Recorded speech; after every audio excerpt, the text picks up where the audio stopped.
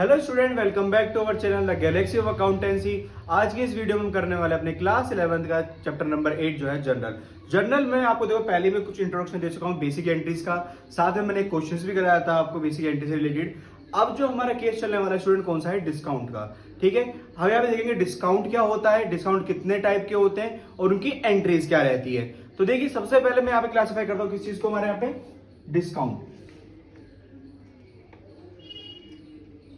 तो स्टूडेंट जो ये डिस्काउंट होता है हमारे पास, वो डिस्काउंट कितने पार्ट में डिवाइडेड होता है, 2 पार्ट्स में डिवाइड होता है। कितने पार्ट में होगा स्टूडेंट, यहाँ पे 2 पार्ट्स में डिवाइड होगा। पहला डिस्काउंट जो होता है वो हमारा क्या होता है स्टूडेंट, यहाँ पे ट्रेड डिस्काउंट। क्या होगा ये, ट्रेड डिस्काउंट। और दूसरा जो होता है वो हमारा क्या होता है यहाँ पे, कैश डिस्काउंट। जैसे कि आपको चैप्टर नंबर 2 में पढ़ाया गया था, एक होता है हमारा डिस्काउंट कैश और एक क्या होता है हमारा ट्रेड डिस्काउंट। ट्रेड डिस्काउंट क्या होता है स्टूडेंट, यहाँ पे जिसकी हम यहाँ पे कोई भी एंट्री पास नहीं करते, सिर्फ ट्रेड डिस्काउंट का अमाउंट डिडक्ट कर दिया जाता है आपके फेस वैल्यू से। तो यहाँ पे देखिए ट्रेड डिस्काउंट क्या है, मान लीजिए कोई प्रोडक्ट मार्केट में 20,000 रुपीज का था। कितने का था, 20,000 रुपीज का। आप गए, आपने मार्केट में जब उसे परचेज किया, आप उसे 16,000 रुपए में लिया है। कितने में लिया है, 16,000 रुपए में। आपको बताया गया था 20,000 रुपए का, लेकिन आप कितने का लेकर आए, यहाँ पे 16,000 रुपए का लेकर आए। तो आप एंट्री कितने से पोस्ट करोगे, यहाँ पे 20,000 से या 16,000 से।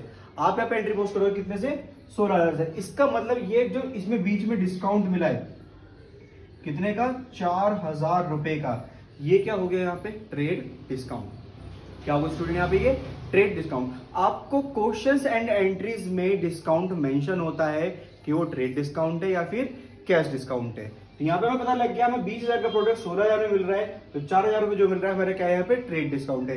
इसका मतलब आपकी जो एंट्रीज होती है वैसे ही होंगी, बस क्या होगा, ये जो अमाउंट है ये वाला अमाउंट रिकॉर्ड नहीं किया जाएगा, डायरेक्टली आपकी कहते रिकॉर्ड किस पे होगा, जो वैल्यू आपको डिडक्ट करके दी जाएगी।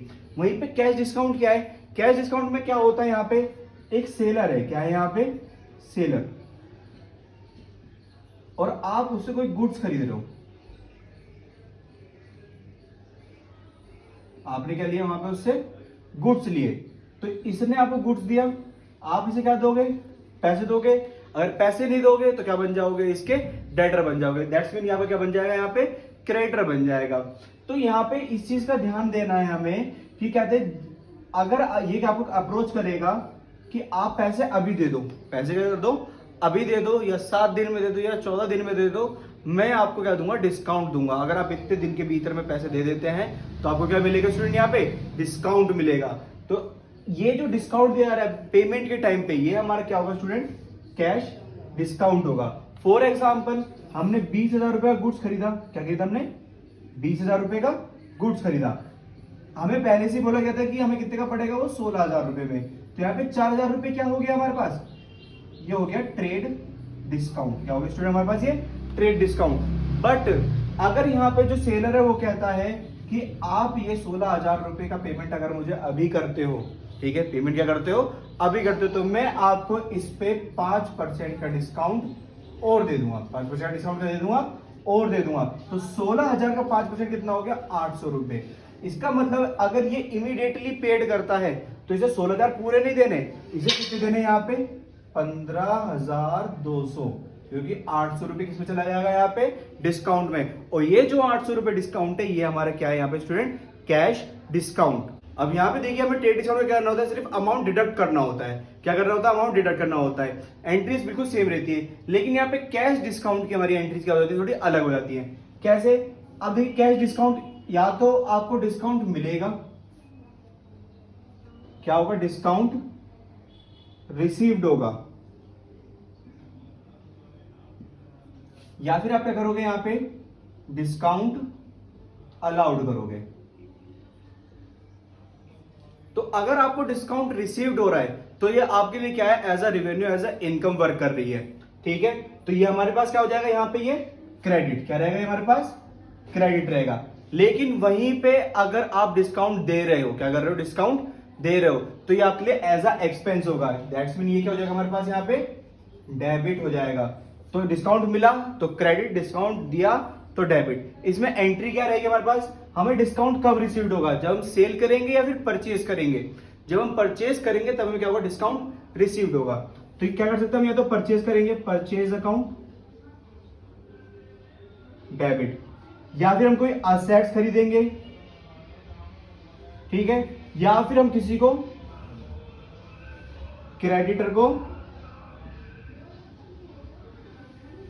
पैसे पे करेंगे। परचेज गुड्स परचेज कर सकते हैं, असेट्स परचेज कर सकते हैं, या फिर किसी क्रेडिटर को पेमेंट करेंगे तो हमें डिस्काउंट रिसीव्ड होगा। और हमारे पास से क्या जाएगा, यहां से कैश जाएगा। क्या जाएगा, कैश जाएगा। ये हमारे पास एंट्री हो गई, लेकिन हमें क्या हो रहा है, डिस्काउंट रिसीव हो रहा है। तो डिस्काउंट की एंट्री क्या होगी यहां पे, टू डिस्काउंट रिसीव्ड अकाउंट। यहां पे इस तरह से आपकी एंट्री पास हो जाएगी। अगर आपसे बोला गुड्स परचेज किया है तो purchase account debit to cash account to discount received. अगर आपसे बोला जाए असेट्स परचेज करिए तो assets account debit to cash account to discount received. अगर आपसे बोला क्रेडिटर को पेमेंट करी है तो creditor account debit to cash account to discount received. वहीं पे आप डिस्काउंट अलाउड कब करोगे, जब आप सेल करोगे। क्या करोगे, आप सेल करोगे तो आपके पास पैसा आएगा कैश अकाउंट डेबिट, बट ये पैसा घटकर आया क्यों, क्योंकि आपने कुछ पैसा कहां पे अलाउड कर दिया, डिस्काउंट अलाउड में। आपने डिस्काउंट अलाउड करा, यहां पे डेबिट टू, आपने cash account debit, discount allowed debit, किसकी वजह से, या तो आपने सेल करी है, क्या करी है, सेल, या फिर आपको डेटर से पैसा रिसीव हुआ है।